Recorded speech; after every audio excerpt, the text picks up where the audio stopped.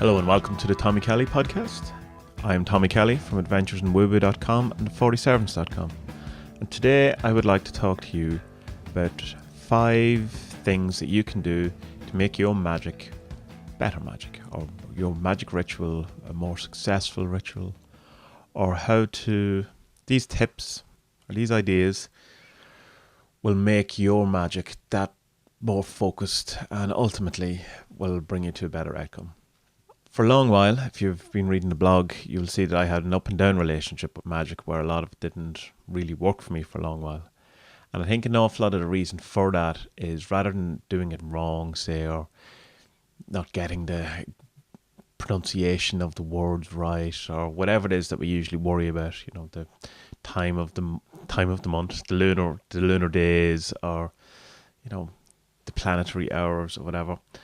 Most of the reason why my magic didn't work is I was getting in the way of it. You know, I was the fault my magic didn't work. Which is why an awful lot of my focus these days on Adventures in Woohoo is in the sort of personal development area of things. But these 5 things will help your magic, will help you get a better outcome to get your desired goal. There is a blog post that accompanies this, and I will link to it in the description, either below if you're on YouTube or in the podcast description. Wherever you're finding this, you should find the description with a link somewhere below or to the side of it. So let's start. And the first number 1 step or tip is be clear about what you want. Seems simple enough, but you'd be surprised just how often we're not really clear about what our goal or our outcome is. I'll give you an example. You could do a sigil for money. How would you know that it worked? If you find 20p or 20 cent or 20 cents, depending on your location, on the ground as you walk down the street, you've got more money, you've increased your wealth. Has your sigil come to fruition? Is that the working done? So what you would need to do is be clear about what you want. And the question you would ask yourself to get clear about how you want is, how will I know when this has worked? What will have to have occurred for me to know that this was a successful working? Rather than random chance, something that was going to happen anyway, or any of those things that we dismiss it with. So as much as possible, try to be as clear on your outcome.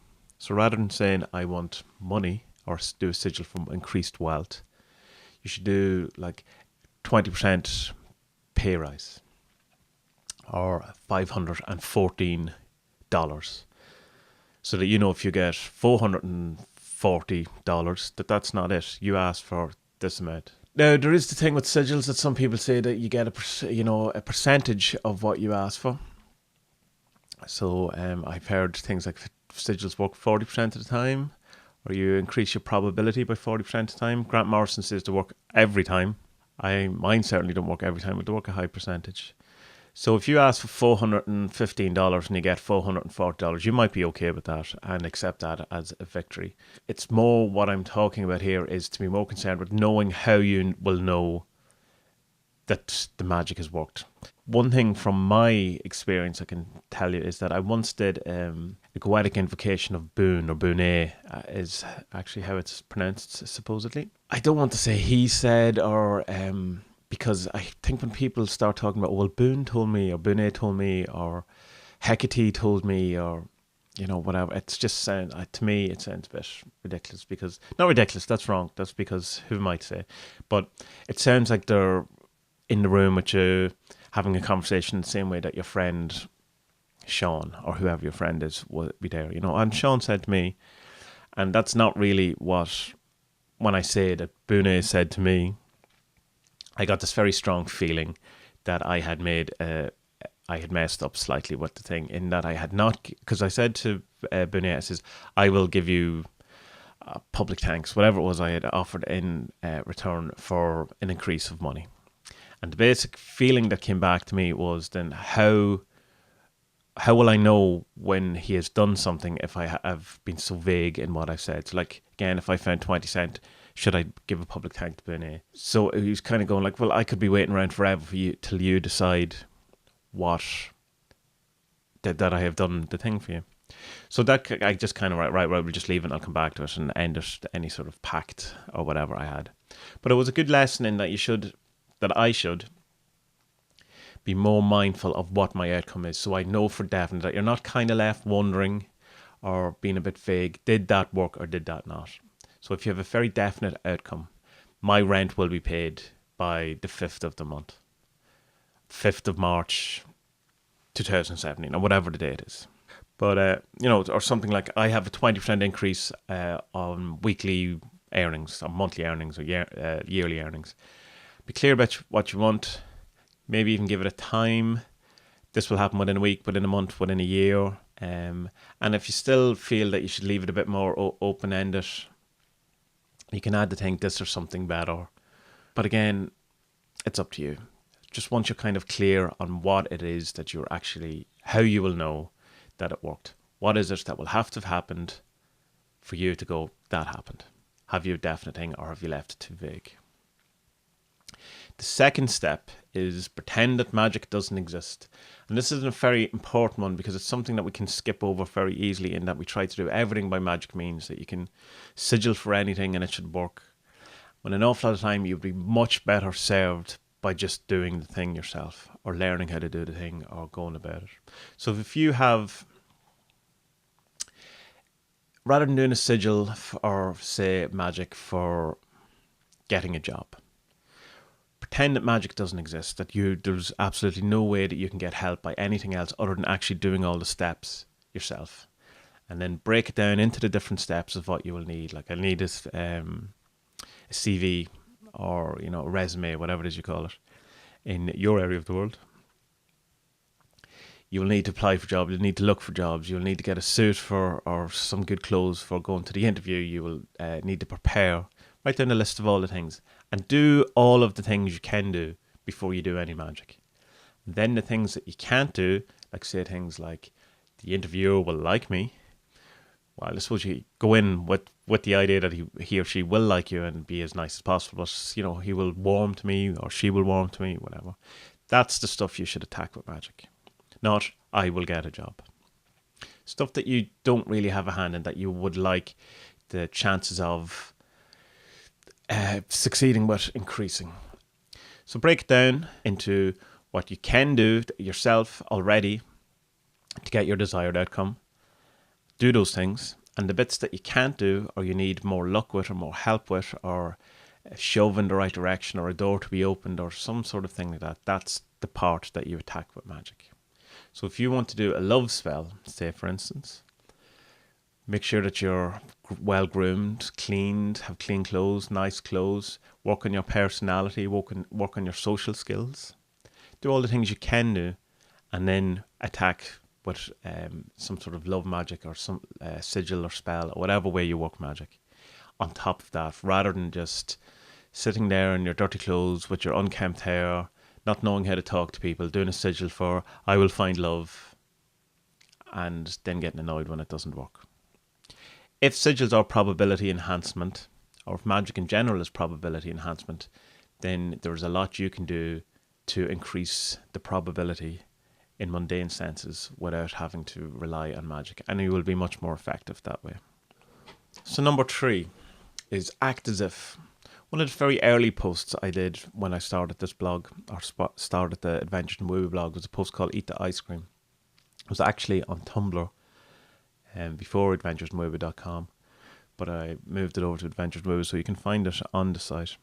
And the idea behind it is that once you do the magic, you do some act or a leap of faith, an act of faith. You do something that you would only do if your magic, if your desired outcome has worked, has happened, is materialized. So what do I mean by that? I mean that if you need €400, dollars, pounds, whatever, by Friday, so you do magic on a Monday, and you've only $50, and you need 400 by Friday, and it's Monday, and you do the magic. After you do the magic, you will do an act of faith by spending some of the money you have on something that you would buy if you had the $400.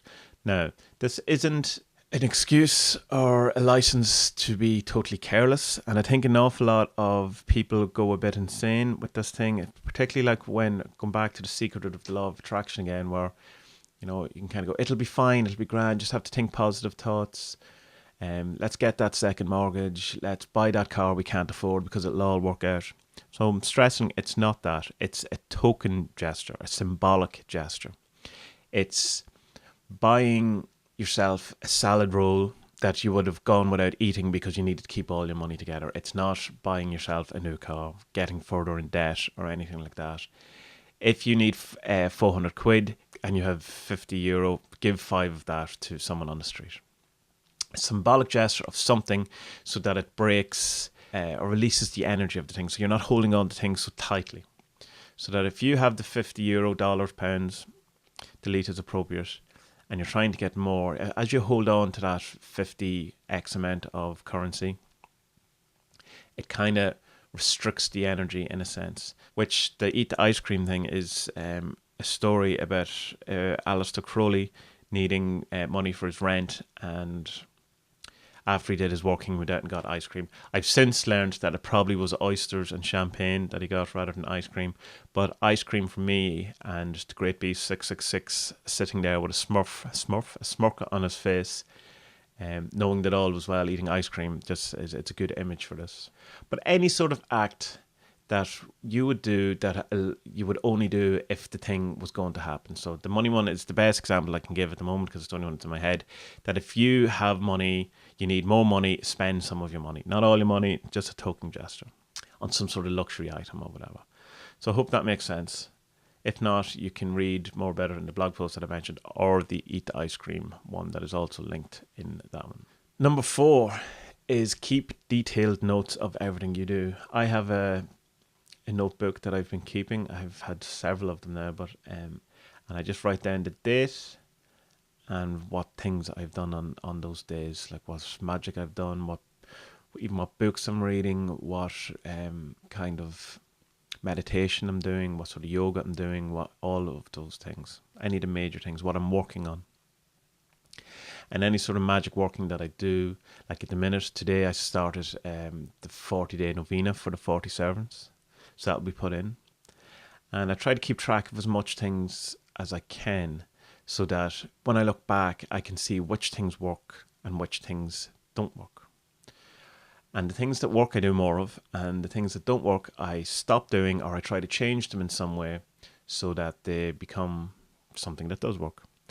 An example of this is that I spent a long time doing a daily kind of ancestor ritual, which was giving offerings and trying to get to know them, whatever. And ultimately, after months of this, nothing was happening. Absolutely nothing. They had no interest in any sort of contact with me or any working with me. And the whole thing, I was just doing it out of a sense of having to do it because I'd done it for so long. So it was plain that this was not an avenue for me to go down it. Not necessarily forever, but for the moment. So at least you can look back and see what you did.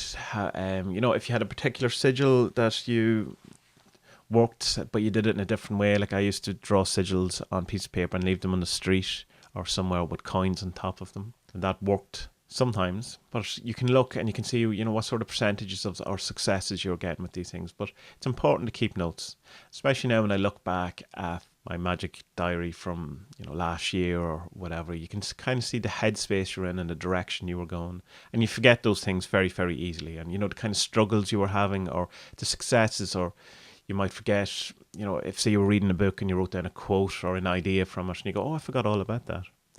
And you can also put your dreams or anything significant, any significant synchronicities or anything into this. And I find that very helpful. So I would suggest you do the same as well. And finally, number 5 is when it happens, when you get your magic, make sure to acknowledge it as magic. This is important because it'll compound your confirmation bias that you live in a magical universe.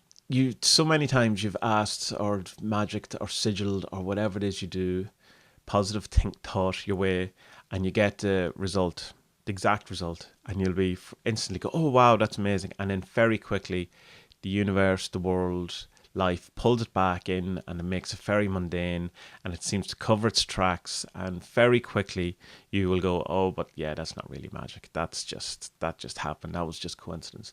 I know I did a sigil for €515 and I got exactly €515, but I was going to get that money anyway.